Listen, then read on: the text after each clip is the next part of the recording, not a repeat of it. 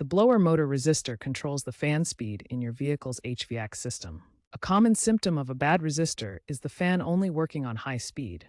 This happens because the resistor, which drops voltage for lower speeds, has failed, and the motor receives full power only.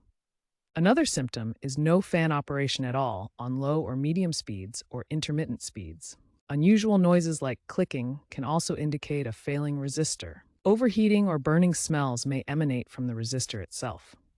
In modern vehicles, electronic control modules or PWM systems are increasingly used instead of traditional resistors, but resistor failures still occur in older or budget models. If you experience symptoms like the fan only working on high speed, diagnose by testing the resistor with a multimeter. Expect 2 to 5 ohms of resistance per speed setting. Resistor failure often stems from overheating due to high current, corrosion, or electrical shorts.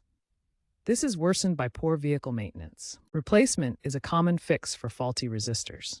Parts range from $2,100, with labor costing $50 to $150 per hour.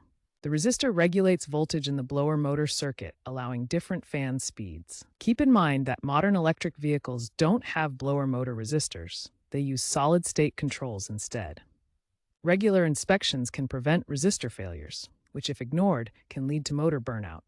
In cold climates, corrosion accelerates failures.